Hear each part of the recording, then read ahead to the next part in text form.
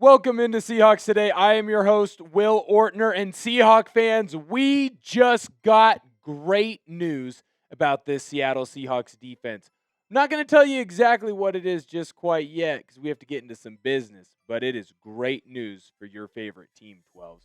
The business that I'm talking about is right now the 49ers are kicking our butts here at Chat Sports. The 49ers report on this week already has 400 new subscribers. Seahawks Today, we are right at 300. We got to catch up. We can't be 100 behind them.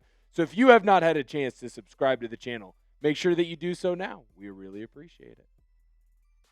The Seattle Seahawks have the best defense in the NFL. It's going to be viewed as the best defense in the NFL by the end of the year, and it's not even going to be close. Now, there is not enough talk about how great the defense is compared to all of the other defenses in the NFL. A lot of people are going to talk about what's going on in Denver. A lot of experts are talking about what's going on in Indianapolis. A lot of experts are talking about that stupid team down south in San Francisco. I'll tell you right now, I don't care whether you believe me or you don't believe me. This Seattle Seahawks defense is for freaking real. And I've got all the stats to back it up. I'm going to go through it point by point. What are they doing well here? What are they doing well there? And I'm going to make sure that you know. And it's not just one player. It's not just one position group. It's this entire freaking defense. It's feeling kind of Legion of Boomy to me, if you ask me. Now, when you look at the Seahawks defense, first I want to talk about the defensive line. Now, where most people would dive into the defensive line is, oh, you're getting a couple of tackles, you're getting a couple of sacks, leading the way, doing some fun and frisky things. But right now, this defensive line is unfreaking blockable.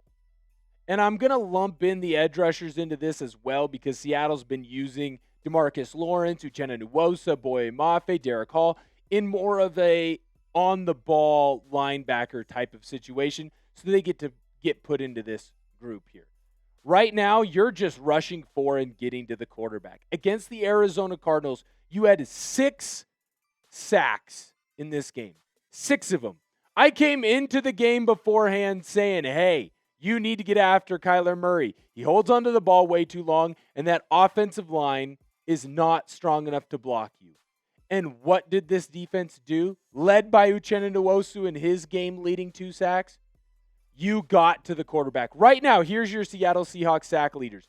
Leonard Williams and Byron Murphy both at 2.5. That's unheard of from guys who are playing, in Byron Murphy's case, as a nose guard and a defensive tackle. Leonard Williams is playing as a D tackle, D end. That means those guys are playing on the interior of the offensive line. They're getting double teamed most of the time, and they're getting into the backfield, getting sacks. Uchenna Nwosu, he had 2 quiet games after he came back from his injury that missed most of training camp.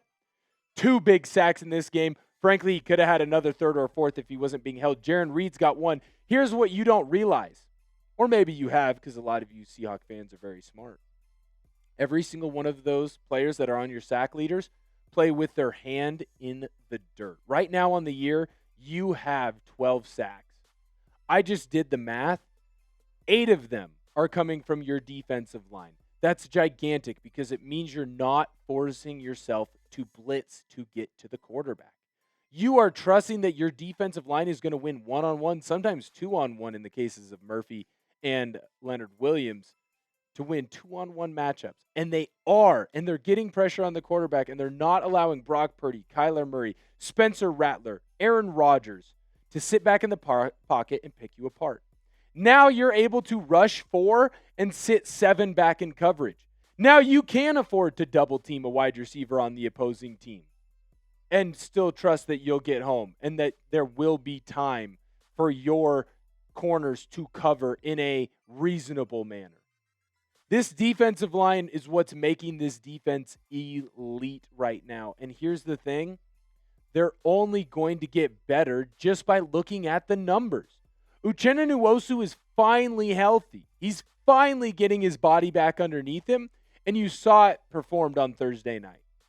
When you look at Boye Mafe, he's winning right now at a historic rate in the pass rush. He doesn't have a single sack. So by the law of big numbers, if he continues to win at the rate that he has been, he's eventually going to get into the backfield and get some sacks. You have some of the top pressure guys in the NFL right now in Derek Hall and in Byron Murphy. It's only going to lead to more sacks, more pressures, more sacks. Oh, by the way, I don't know if you know this. Producer Reed didn't know this. You're going to get Riley Mills back, that really good defensive end from Notre Dame. He was dealing with an ACL injury. He had surgery on. Mike McDonald said they don't have an exact timetable, but he's coming back soon. I need you to decide. I've told you already, I think this Seahawks defense is the best in the NFL, and everyone's going to recognize it as the best in the NFL. You let me know down below in the comments. Is this the best defense in the NFL? Yes or no? I'm going to dive into the other groups on this defense and why they are so great. But before I do, I need to tell you about today's proud sponsor. And that is PrizePicks. You and I make decisions every day, but on PrizePicks, being right can get you paid. Don't miss any of the excitement this season on PrizePicks, where it's good to be right. PrizePicks is simple to play. Just pick more or less on any 2 to 6 player stat projections, and if your projections are right, you could cash in. PrizePicks invented the flex play, which means you can still cash out if your lineup isn't perfect. You can double your money even if one of your picks does not hit. Thursday night, I went 2 for 2 on my PrizePicks power play. Let's see what we're going to do on this Sunday in the 3-pick power play. Jalen Hurts, he's got a little special deal going. He just has to get 1 passing yard, and that pick will be good. Matthew Stafford, 249.5 passing yards against the Colts defense. Less. Brock Purdy, coming off a toe injury against Jacksonville's defense. Less than 10.5 rushing yards. Download the app today and use code CLNS to get $50 in lineups after you play your first $5 lineup. That's code CLNS to get $50 in lineups after you play your first $5 lineup. PrizePicks. It's good to be right. Speaking of right, this defense is firing on all cylinders. Your linebacking unit is next. Funny. Hey, guess what's going to be third? I'll let you figure it out here in a second. The linebackers have been playing exactly how you need top-tier linebackers to play.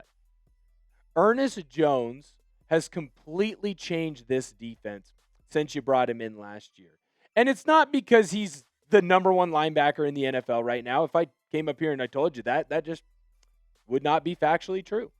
It's not because he's making a bunch of turnover plays, which he is, but that's not the only reason. It's because he is a leader of men. He's someone that you can look towards. When you have a middle linebacker at the core of your defense, he needs to be that quarterback. He needs to be the guy who's getting everybody in the right positions so that they can make plays as well. And that's exactly what Ernest Jones has been doing. He doesn't miss tackles, man. He was your top PFF graded out defensive player in this last game against the Cardinals. Frankly, I'm shocked he wasn't in the 90s. That's how well that he was playing and has been playing this entire season. And I'm not just shouting out Ernest Jones because I think it's fun or because he is the leader. This entire linebacking unit as a whole has been playing at a top-tier level. When you go and you look at the tackle leaders right now for your Seattle Seahawks, you're going to find Ernest Jones at number 1, and you're going to find Tyrese Knight at number 2. And that's exactly the way it should be. When you have your Mike and Will linebackers leading the team in tackles, that is how a good defense plays. You'll see bad defenses where it's like, oh, the safety's leading or the corner's leading. Not good at all. Linebackers need to fly around. They need to be in position to make the most amount of tackles, and they need to have the least amount of tackles broken on them. They need to be sure-handed in getting players down on the ground. And your 2 starting linebackers on that inside have been absolutely fantastic. You've even seen Drake Thomas get some time over the last couple of weeks, especially since he's making more and more big plays. Kid had a sack against Kyler Murray. This linebacking unit is fantastic, and I haven't even gotten to mention how many turnovers they've forced. When you look at this linebacking unit, look, it might be the Walmart version of Bobby Wagner and KJ Wright, but when KJ Wright and Bobby Wagner are probably the best 2 linebackers to play next to each other in the last, 15 years, if you've got the Walmart version of that, you're doing pretty darn good. And I don't mean to offend Ernest Jones because, well, he would beat me up. And so you're not the Walmart version of that. The last group we got to talk about is the secondary. Your secondary is slowly but surely coming around to being one of the better secondaries in the NFL. And it's because you have a crew of guys that are ball hawkers. And what I mean by that is last year, as good as your defense was, you had an issue when it came to creating turnovers. It felt like you wanted to make sure that guys got on the ground or balls got batted down, but you didn't go for the big momentum changers. That's not what this crew is doing. You are forcing turnovers left and right. And I know that when we throw up this interceptions for the entire year, the first person you're going to see is, well, that's a linebacker. That's Ernest Jones IV. He's able to make those interceptions because the secondary has been in lockdown coverage on your wide receivers. Quarterback has to turn to a tight end. Look who's sitting there lurking and waiting. Derion Kendrick. He's been a happy surprise, a guy that you went and plucked from obscurity. He turns into your nickel. He's got 2 interceptions. Frankly, he should have 4. Coby Bryant's got 2 interceptions, although I really think it should be 1.5 if you're going to fumble it and give it right back to the other team. I digress. I'll let it go. Josh Jobe has an interception on the year right now. Again, should have a couple more. When you look at this unit, not only are they making the decisions to take risks and get interceptions, which they already have 7 on the year. That's a huge number through 4 games. They should have even more. I already mentioned Derion Kendrick and Josh Jobe's missed ones. Reek Woolen has had a couple opportunities that he's frankly just missed. I mean, shoot, I can think of one right on the top of my head that if he goes and makes the right play on it, I'm not talking about you being 3-1. I'm talking about you being a 4-0 team. And as good as this unit has been, with all the turnovers that they're forcing, with the lockdown defense that they're playing, it's only going to get better. I understand that Devin Witherspoon gave up a couple of passes that led to touchdowns in this game. And Marvin Harrison Jr., the big comeback in the fourth quarter, was largely with Devin Witherspoon in coverage. Give the kid a break. I was listening to Mike McDonald's press conference yesterday, and he mentioned it too. He had an MCL bruise, hasn't practiced in 3 weeks, and then went out and played a football game, which, by the way, in rush defense and blitz defense, he graded out as one of your top players on the defense. In fact, he was the 2nd overall grade for PFF. He's only going to get better. So give him a break there. Nick Eamon-Warry's coming off his injury issues. Julian Love has missed time. This secondary is going to get healthier, which is going to make them even better. That's why I say it's going to take a little bit of time for everybody to recognize the greatness that is this Seattle Seahawks defense. You have a great defensive line. You have a great linebacking unit. And that secondary, it's only going to improve as you give them more time. I said Walmart version of KJ Wright and Bobby Wagner. I don't think it's fair to double down and say this defense is the Walmart version of the LOB. I'm going to say it's a mini version of the LOB, right? Because the LOB was largely led by that secondary unit, the safeties. It was led by a lot of the players in that linebacking unit. It wasn't led necessarily by the defensive line. So it's just a flipped version of it.